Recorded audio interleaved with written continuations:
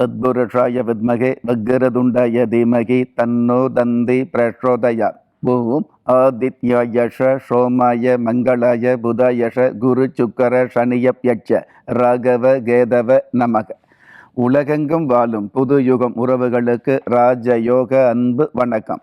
நிகழ்ச்சியை பார்த்துக்கிட்டு இருக்கிற உங்களுக்கு குலதெய்வ ஆசையும் நவகிரக அனுகிரகமும் முழுமையாக கிடைக்க வேண்டிய பிரார்த்தனையோடு உங்கள் ராஜயோகம் டாக்டர் கே ராம். ஏஸ்ட்ரோ 360 இன்றைக்கி நம்ம பார்க்க போகிறது வார கிழமைகளில் சனிக்கிழமை நாளில் பிறந்தவங்களுக்கு எந்த மாதிரியான நன்மை அப்படிங்கிற விஷயத்தை கொஞ்சம் உண்மையாகவே பார்க்கலாம். பொதுவாகவே சனிக்கிழமை பிறந்தவங்களுக்கு தீர்க்க ஆயுள் கிடைக்கக்கூடிய பாக்கியம் நிச்சயமாக இருந்துகிட்டு இருக்கும்.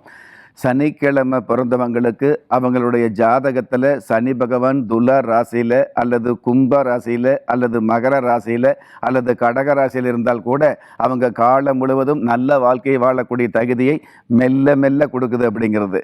ஏன்னா சனி பகவான் மாந்தன் அப்படிங்கிற ஒரு அமைப்பில் இருக்கிறதுனால எந்த ஒரு விஷயத்தையும் மெதுவாக கொடுக்கக்கூடியது.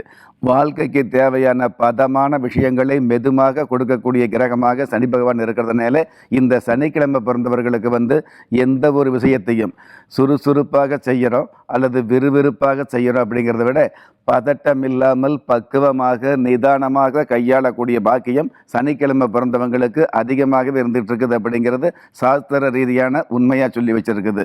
இதே சனிக்கிழமை பிறந்தவங்களுக்கு பார்த்தீங்க அப்படின்னா எந்த ஒரு விஷயமும் சின்ன சின்ன தடைகள் ஏற்படும்.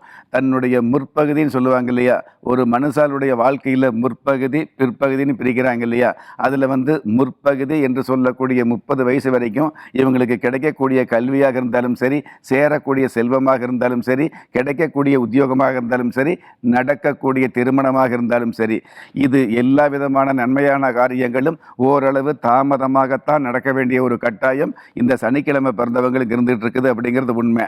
ஆனால் எவ்வளவுதான் தடை தாமதம் இருந்தாலும் 30 வயசுக்கு மேலே மிகப்பெரிய முன்னேற்றங்களை, அதாவது பின்னேற்றமே இல்லாமல் சரிக்கு விலகாமல் இந்த உலகத்தில் கர்ஜனையோடு பிரச்சனைகள் இல்லாமல் வாழணும் அப்படிங்கிற ஆசை நிறைய பேருக்கு இருந்துகிட்டு இருந்தால் கூட எவ்வளவு பிரச்சனைகள் இருந்தாலும் கர்ஜனையோடு வாழக்கூடிய தகுதியை மிகுதியாக கொடுக்கக்கூடிய கிழமையாக இந்த சனிக்கிழமை இருந்துகிட்டு இருக்குது. சனிக்கிழமை அப்படிங்கிறது சனி பகவானுடைய ஆதிக்கம் இருக்கிறதுனால இந்த சனிக்கிழமை பிறந்தவங்க பிறந்த ஊரில் இருக்கக்கூடிய கிராம தேவதையை வழிபாடு வச்சுக்கிறது மிக மிக நல்லதாக இருந்துகிட்டு இருக்கும். அல்லது காவல் தெய்வம் என்று சொல்லக்கூடிய எல்லை தெய்வம் சொல்லுவாங்க. ஒரு கிராமத்தினுடைய எல்லையில் இருக்கக்கூடிய தெய்வத்தை வணக்கக்கூடிய, அதை பிரார்த்தனை வச்சுக்கக்கூடிய அமைப்பு இருந்தது அப்படின்னா தொல்லை இல்லாத வாழ்க்கையை வாழக்கூடிய தகுதியை மிகுதியாக கிடைக்குது அப்படிங்கிறது சனிக்கிழமைக்கு உண்டான சந்தோஷமான விஷயம். அதே மாதிரி எந்த ஒரு கோயிலுக்கு போனாலும் அந்த கோயிலில் இருக்கக்கூடிய விக்கிரகத்தை அதாவது எந்த சன்னதியாக இருந்தாலும் அந்த சன்னதியில் சாஷ்டாங்கமாக பிரார்த்தனை பண்ணிக்கிறோம் அல்லது வேண்டுதல் வைக்கிறோம் அல்லது ஒரு சில விஷயங்களை விரதமாக இருக்கிறதுக்காக வேண்டிக்கிறோம் அப்படிங்கிற விஷயத்துக்கு மேலே உங்களுடைய கஷ்டங்களை எல்லாம் துஷ்டமாக்கி காப்பாற்றி கரை சேர்க்கக்கூடிய குலதெய்வத்தை நினச்சி வழிபாடு வச்சுக்கலாம். ஒரு சில பேருக்கு எனக்கு குலதெய்வம் தெரியல, நாங்கள் என்ன பண்ணுறதுன்னு கேட்குறீங்க இல்லையா, அந்த மாதிரி உள்ளவங்க நீங்கள் பொதுவாகவே குலதெய்வம் சொன்னாலே போதும். ஒவ்வொரு சாமிக்கும், அதாவது ஒவ்வொரு கடவுளுக்கும் ஒவ்வொரு நாமாவளி இருந்துகிட்டு இருக்குது.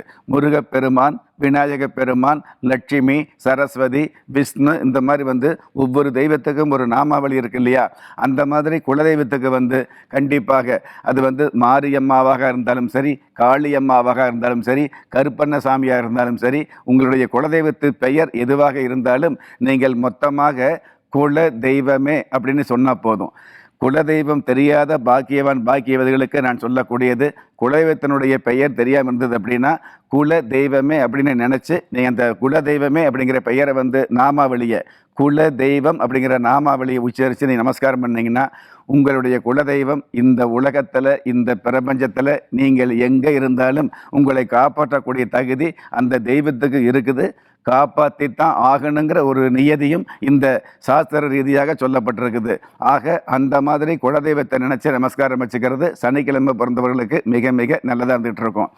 இந்த மாதிரி சிறப்புகள் நிறைந்த சனிக்கிழமை பிறந்த நீங்கள் பொதுவாகவே பெரும்பாலும் சனிக்கிழமை பிறந்தவங்க சொந்த பந்தங்களில் திருமண சம்பந்தப்பட்ட சம்பந்தம் ஏற்படாமல் இருக்கிறது சந்தோஷமான வாழ்க்கையாக இருக்கும் ஒன்று. அதே மாதிரி சனிக்கிழமை நாளில் பிறந்தவங்க இந்த சனிக்கிழமை நாளில் எண்ணெய் தேய்ச்சி குளிக்கிறது, ஆயில் ஸ்நானம் சொல்லுவாங்க இல்லையா, எண்ணெய் குளியல் அப்படிங்கிற அந்த எண்ணெய், அதாவது ஆயில் ஸ்நானம் பண்ணக்கூடிய அந்த விஷயத்தை சனிக்கிழமை நாளில் தவிர்த்துக்கிறது நல்லது.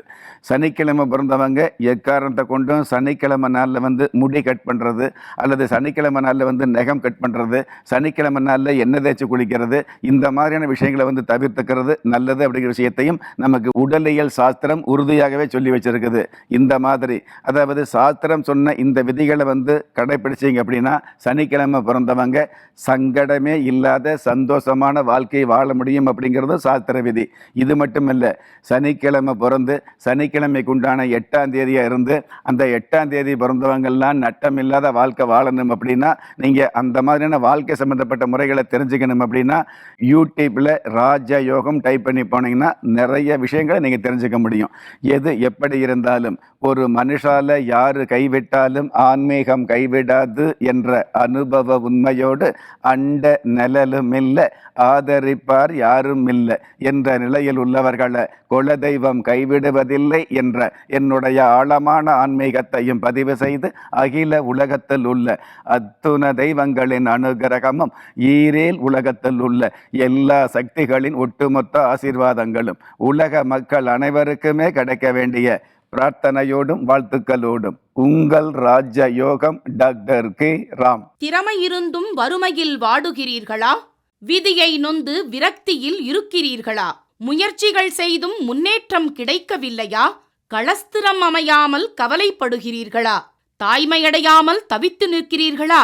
நவரத்தினம் போட்டும் நன்மைகள் கிடைக்கவில்லையா? பெயர் மாற்றம் செய்தும் பிரயோஜனம் இல்லையா? எந்திரத்தை நம்பி மந்திரத்தை சொல்லியும் மாற்றம் கிடைக்கவில்லையா?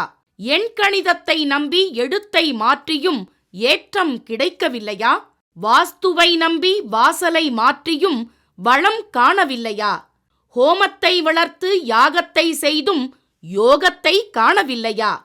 திரும்பிய பக்கமெல்லாம் திண்டாட்டங்களையே சந்தித்த உங்களை யார் கைவிட்டாலும் ஆன்மீகம் கைவிடாது. ஆம், அண்ட நிழலும் இல்லை, ஆதரிக்க யாரும் இல்லாதவர்களை குலதெய்வம் கைவிடுவதில்லை.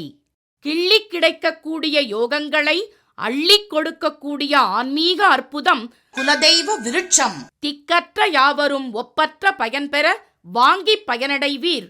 குலதெய்வ விருட்சம். குலதெய்வ விருட்சம் குடும்பமே சுபிட்சம்.